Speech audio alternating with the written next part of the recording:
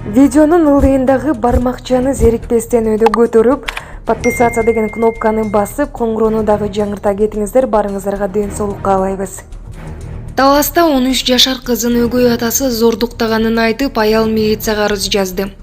Бул тууралуу Суперкижи порталына облустук милициянын басма сөз кызматы билдирди. Маалыматка ылайык 8 февраль күнү Кара Бура райондук ички иштер башкармалыгына 40 жаштагы А.Н. аттуу аял арыз менен кайрылган. Анда биринчи никеден төрөлгөн 13 жашар кызын учурда чогуу жашап жаткан күйөөсү күч колдонуу менен зордуктап, анын кесепетинин кызы 26 жумалык боюнда бар экенин билдирген. Аталган факты кылмыштардын бирдиктүү реестрине катталып, кылмыш иши козголуп, иликтөө иштери башталган. Ал аялдын 45 жаштагы күйөөсү кармалып, убактылуу кармоочу жайга киргизилген. Тергөө кызматы тарабынан тийиштүү экспертизалар дайындалып, тергөө амалдары жүрүп жатат. Бишкек шаарынын 56 жаштагы тургуну антибиотик алгандан кийин анафилактикалык шок абалына түшүп көз жумду. Окуя 16 февралда номер 17 үй бүлөлүк дарыгерлер борборунда катталган.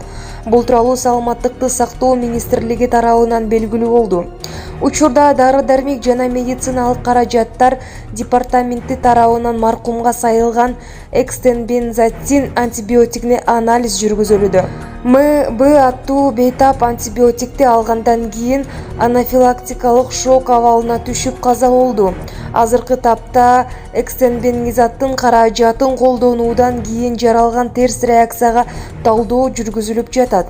Департаменттин маалыматташкандай, жыл башынан бери өз алдынча дарылангандардан дарыгерлердин көрсөтмөсү жок эле антибиотиктерди колдонгондор, ашыкча дары-дармек ичкендердин саны өсүп жатканы байкалууда.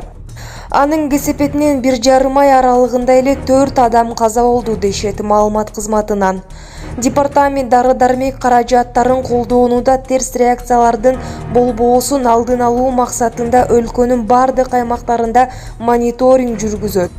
Аталган кызмат медициналык адистерди, бейтаптарды терс реакциялар байкалган учурларда ыкчам маалымат берүүгө чакырат. Байланыш үчүн 0800 826 26 ыкчам номерине чалсаңыз болот.